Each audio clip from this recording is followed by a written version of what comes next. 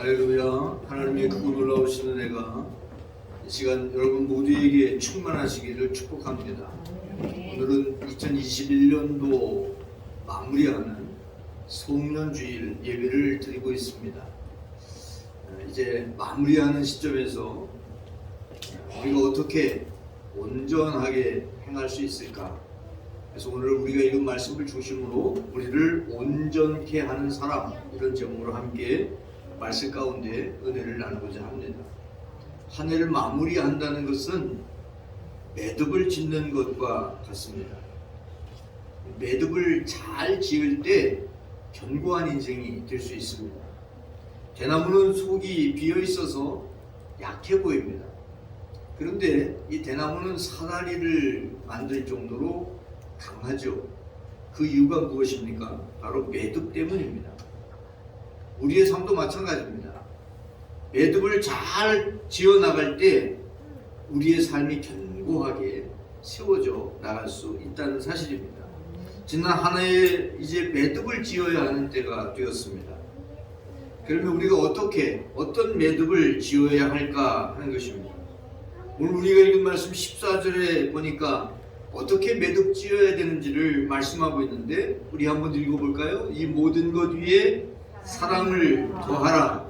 이는 온전하게 매는 띠니라. 이렇게 말씀하고 있습니다. 사랑으로 매듭을 지어야 한다는 것입니다. 올 한 해의 삶을 매듭 지을 때, 그 올해의 페이지를 닫을 때 사랑으로 닫아야 된다는 말씀입니다. 이 모든 것 위에 사랑을 더하라고 하는 말씀, 여러 가지 일을 우리가 행하지만 그 위에, 이 모든 것 위에 사랑을 더해야 된다는 것이죠. 사랑이 우리를 온전케 한다는 사실입니다. 우리는 하나님 사랑, 이웃 사랑을 통해서 2021년 매듭을 잘 지어야 할 줄로 믿습니다. 고린도전서 12장 31절, 13장 13절 말씀에 보면 더 큰 은사를 사모하고 가장 좋은 길로 가라고 말씀하고 있는데, 가장 좋은 길이 바로 사랑입니다. 13장에 나오는 사랑인데, 또 13장 14절 말씀 여기 같이 기록되어 있습니다만은, 그런즉 믿음, 소망, 사랑이 세 가지는 항상 있을 것인데 그 중에 제일이 뭐라고요? 사랑이라고 그랬습니다. 다른 말로 표현하면 사랑이 가장 좋은 길이고 사랑이 제일이고 사랑할 때 온전케 된다는 것을 말씀해 주고 있습니다. 사실 사랑하는 것은 쉽지는 않습니다. 여러분, 판단하고 또 심판하고 미워하고 이게 쉬울까요? 용서하고 용납하고 내가 받아들여주고 사랑하는 게 쉬울까요? 다시 물어볼까요? 판단하는 게 쉬울까요? 사랑하는 게 쉬울까요? 사랑하는 게 쉬워요? 판단하는 게 쉽습니다. 판단하기는 굉장히 쉽습니다. 딱 보고 저건 저거야, 이건 저거야, 판단하기 쉽습니다. 근데 그 사람이 잘못된 판단을 했어요. 그것을 용납하고 사랑하는 것은 어렵습니다. 여러분, 원래 우리는 하나님의 자녀입니다. 하나님의 사랑 가운데 이 땅에 존재하게 되었죠. 그런데 우리가 하나님을 떠나면서 사랑의 사람이 아니라 하나님과 같이 되잖아요.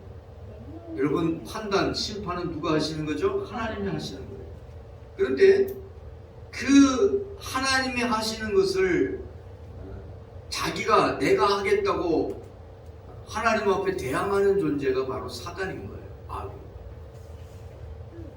우리가 하나님의 말씀을 듣지 아니하고 간교한 뱀의 꼬임에 빠짐으로 말미암아 간교한 뱀인 사단의 행위, 사단의 하는 행태를 그대로 본받아서 오랫동안 하나님 없이 살아갔기 때문에 우리는 사랑하기보다 판단하는 것을 잘합니다. 여러분, 판단하는 것은 하나님이 하시는 거예요. 심판은 하나님이 하시는 거예요. 그러니까 그것은 어떻게 해야 돼요? 하나님께 맡겨야 돼요. 우리가 해야 되는 것은 무엇일까요? 사랑하는 거예요. 사랑하라고 말씀하세요. 오늘 우리가 읽은 말씀 첫 번째 보면 우리는 따라해 보십시다. 우리는 사랑받는 자입니다. 우리는 사랑받는 자예요. 사랑받는 자. 긍정의 말과 부정의 말이 있는데 사랑은 매우 긍정적인 표현입니다. 여러분, 내가 사랑받는다라고 느끼면 어때요? 불행할까요? 행복할까요? 행복합니다. 그런데 사랑받지 못한다고 생각하면 불행하다고 느낍니다. 사랑받으면 행복감을 느끼는데 사랑받지 못한다고 느끼면 불행해지는 것이죠.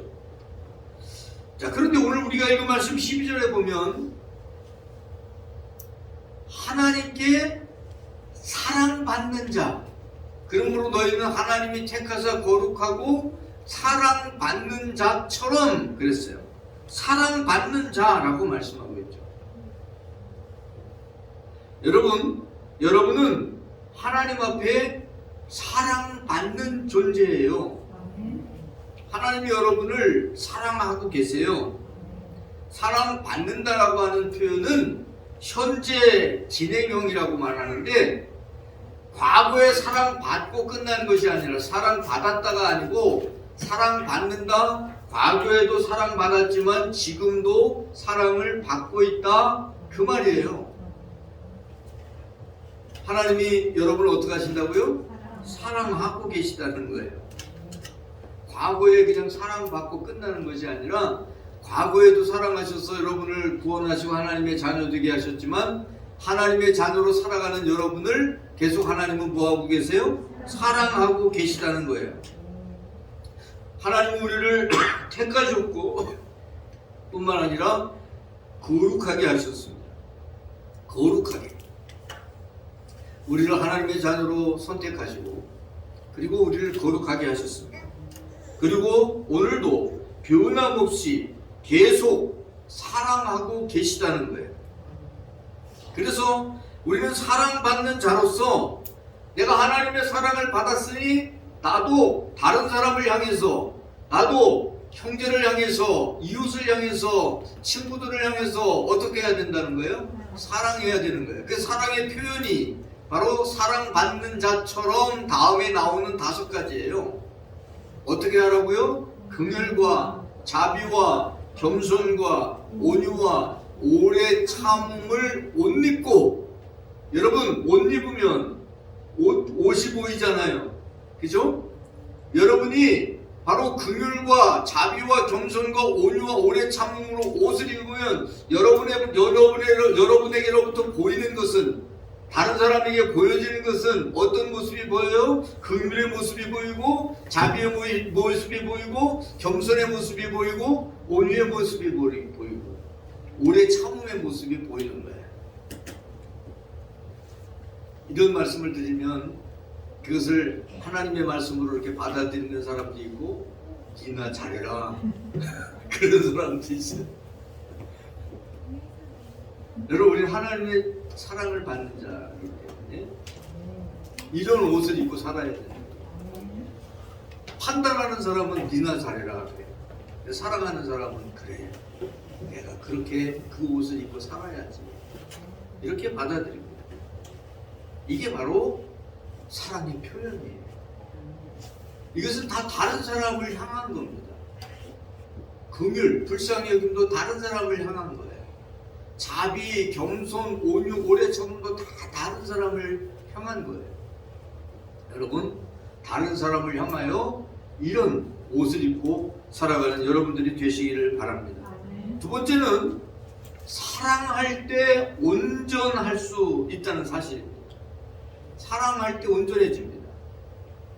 성경에는 사랑에 대한 말씀이 참 많이 나오는데 로마서 13장 10절 말씀에 보면 사랑은 이웃에게 악을 행하지 아니하나니 그러므로 사랑은 뭐예요?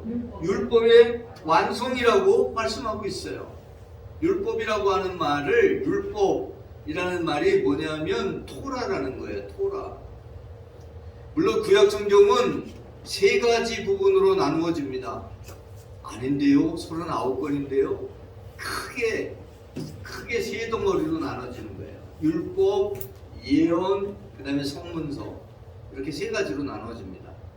그런데 보통 율법, 토라라고 말하면 이것은 그 셋 중에 한 부분을 얘기하는 것이 아니라 구약 성경 전체를 통틀어서 율법 이렇게 표현하는 거예요. 그러니까 구약 성경에 있는 모든 말씀을 다 지켜도 사랑하지 않으면 그건 뭐예요? 미완성이에요. 미완성.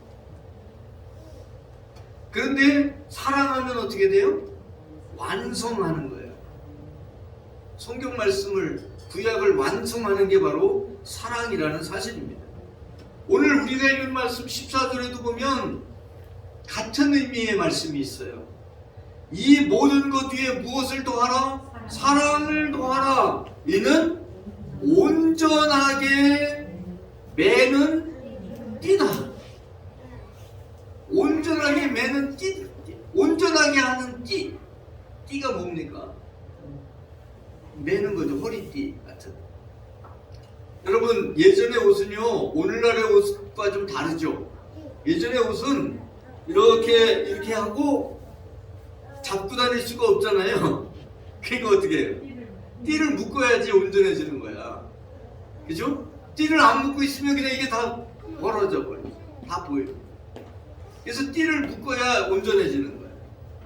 바로 사랑할 때 사랑이 우리를 온전하게 한다는 거예요. 사랑해야 된다는 거죠. 타인의 잘못을 용납하고 용서하는 것도 중요하지만 용서하고 용납하는 거, 그냥 용서하는 거, 용납하는 거, 받아들여 주는 것으로 끝나는 것이 아니라 온전한 관계를 회복하기 위해서는, 관계를 온전하게 하기 위해서는 사랑으로 감싸 주어야 한다는 사실. 긍휼과 자비와 겸손과 온유와 오래 참음으로 표현되어 있는데 이것이 바로 다 합해서, 5가지를 다 합해서 사랑이라고 표현할 수 있는 거예요. 사랑으로 이게 감싸줄 때, 사랑으로 묶어질 때 온전해진다. 우리 덕격교회라고 하는 믿음의 공동체가 하나 되기 위해서, 온전해지기 위해서는 사랑으로 띠를 묶어야 돼요. 사랑의 띠로 묶여져 있어요. 서로 사랑함으로써 사랑의 띠가 더 견고해져야 돼요. 혼자만 사랑하면 그게 띠가 약할 수 있죠. 금방 끊어질 수 있어요. 근데 모두가 다 사랑하고 그래서 사랑으로 이렇게 묶여져 있으면 여러분, 한 줄은 약하지만 2줄, 3줄, 4줄 그 줄이, 그 띠가 더해지면 더해질수록 아주 견고하게 유지가 될 수 있죠. 온전하게 유지가 될 수 있어요. 사랑하는 성도 여러분, 우리 덕격교회가 사랑의 띠로 그렇게 서로 묶여있는 그런 교회가, 그런 믿음의 공동체가 되어야 될 줄로 믿습니다. 뿐만 아니라 가정도 마찬가지예요. 가정도 사랑의 띠로 묶여져 있을 때 온전해지는 거예요. 용납하고 용서하고, 여기 아까 말씀드린 대로 긍휼, 자비, 겸손, 온유, 오래 참음, 이런 것에 사랑의 띠가 더해집니다. 그럴 때에 정말 온전하게 되는, 우리를 온전케 하는 것이 바로 사랑이라는 것을 기억하시기 바랍니다. 세 번째는 서로 사랑할 때 평강을 이루게 된다는 사실입니다. 평강을 이루게 돼요. 우리가 하나님을 사랑하면 하나님과 나 사이가 평화로워지죠. 평화가 이루어져요. 평강이 이루어집니다. 우리가 서로 사랑하면 우리 사이에 평강이 이루어집니다. 평강이라는 말을 샬롬 이렇게 얘기해요. 샬롬. 히브리어로 샬롬. 헬라어로 에이레네 이렇게 얘기를 하는데, 평강이라는 말이 무슨 뜻인가 하면 세 가지 정도의 뜻이 있어요. 한번 따라해 보세요. 완전하다, 온전하다, 꽉 찼다.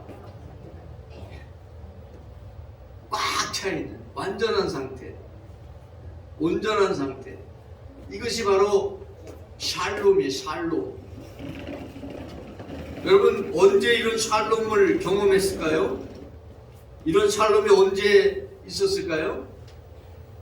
바로 하나님께서 사람을 만드시고 사람이 타락하기 전에 에덴 동산의 모습이 바로 이런 모습이었어요.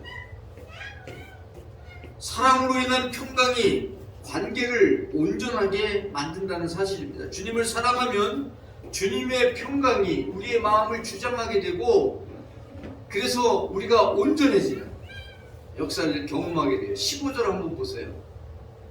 그리스도의 평강이 너희 마음을 주장하게 하라. 너희는 평강을 위하여 한 몸으로 부르심을 받았나니 너희는 또한 감사하는 자가 되라. 그리스도의 평강이 내 마음을 주장할 때, 그럴 때 우리가 온전해지는, 꽉 차는 역사를 경험하게 된다는 사실입니다. 바로 하나님께서 처음 만드신 에덴 동산에서 살았던 아담과 하와는 진정한 샬롬, 평강을 누리며 살았습니다. 그런데 하나님의 말씀을 듣지 않고 하나님을 떠나고 타락한 이후에는 이게 잃어버려진 거예요. 샬롬을 잃어버렸어요. 샬롬을 잃어버림과 함께, 평강을 잃어버림과 함께 무엇을 잃어버렸냐 하면 에덴을 잃어버렸어요. 에덴을 잃어버린 것을 뭐라고 표현하냐면 실낙원, 상실했다 할 때 시자의 실, 그 다음에 에덴을 낙원이라고 그래요. 낙원. 그래서 실낙원, 낙원을 잃어버렸어요. 여러분, 이 잃어버린 낙원을 다시 찾아주시기 위해서 바로 어린 양 예수 그리스도가 인간의 몸을 입고 이 땅에 태어난 것이고, 바로 예수 그리스도께서 십자가를 지심으로 말미암아 우리에게 하나님과 다시 정말 이 에덴을 회복할 수 있는, 평강을 회복할 수 있는 길을 열어주시기 위해서 예수님께서 십자가를 지는 그 일을 하신 거예요. 그리고 예수님께서는 나로 말미암지 않고는 아버지께로 올 자가 없다고 말씀을 하신 거예요. 그런즉 누구든지 그리스도 안에 있으면 새로운 피조물이 돼서 하나님과의 관계가 회복되어지고 잃어버린 낙원을 회복하고 진정한 샬롬, 평강의 삶을 회복하게 된다는 사실입니다. 잃어버린 실낙원 상태에서 예수 그리스도를 통해서, 예수 그리스도의 십자가를 통해서 복낙원, 낙원을 다시 회복하는 그런 역사가 일어나는 거예요. 에덴을 다시 회복하는 역사가 일어나는 거예요. 여러분, 잃어버린 에덴 동산을 회복해서 우리에게 다시 주시는 그 낙원, 그것이 바로 천년왕국이고 그것이 바로 천국이에요. 여러분, 바로 예수 그리스도의 평강이 여러분의 마음을 주장하게 하기 위해서 우리는 우리 마음 가운데 예수 그리스도를 모셔야 돼요. 누구든지 그리스도 안에 있습니다. 그리스도 안에 있어야 돼요. 평강, 샬롬이라고 하는 것은 한마디로 얘기하면 관계의 온전함이에요. 뭐라고요? 평강이 뭐예요? 관계의 온전함. 여러분, 친구 간에 평화로우려면 관계가 온전해야 돼요. 가족 간에 평화로우려면 관계가 온전해야 돼요. 하나님과 평화로우려면 하나님과의 관계가 온전해야 돼요. 사람은 기본적으로 두 관계가 바로 서야 됩니다. 첫 번째는 바로 하나님과의 관계예요. 하나님과의 관계를 어떻게 세워야 될까요? 신명기 6장 5절 말씀에 보면 너는 무엇을 다하고 마음을 다하고 무엇을 다하고 뜻을 다하고 또 힘을 다하여 어떻게 하라고요? 내 하나님 여호와를 사랑하라. 이게 하나님과의 관계를 온전하게 하는 거예요. 마음과 뜻과 힘을 다하여 하나님을 사랑할 때 하나님과의 관계가 온전해지고 하나님과 나 사이에 평화가 이루어지고 사랑의 관계가 바로 평화의 관계예요. 뿐만 아니라 두 번째는 사람과의 관계인데, 인간관계를 온전하게 세우기 위해서 어떻게 해야 되냐. 레위기 19장 18절 말씀에 보면 원수를 갚지 말아라, 동포를 원망하지 말아라. 어떻게 해라? 내 이웃 사랑하기를 어떻게 하라? 내 자신을 사랑하는 것 같이, 내 자신과 같이 어떻게 해라? 사랑하라. 나 자신을 아끼고 사랑하는 것처럼 사랑하라. 이게 바로 인간관계를 온전하게 하는 거예요. 인간관계를 평화롭게 하는 거예요. 나를 사랑하는 것처럼. 바로 이웃을 사랑하는 거예요. 친구를 사랑하는 거예요. 이게 바로 온전해지는 거예요. 관계의 온전함. 하나님을 사랑하고 이웃을 자신과 같이 사랑할 때 하나님이 원하시는 온전한 삶을 이루게 된다는 사실입니다. 오늘 한 해를 마무리하는 이 시점에 여러분이 이렇게 관계를 새롭게 하고, 하나님과의 관계를 새롭게 하고, 하나님과의 관계를 온전하게 하고, 이웃과의 관계를 온전하게 함으로 올 한 해를 온전한 매듭으로 마무리하는 여러분들이 되어지기를 축복합니다.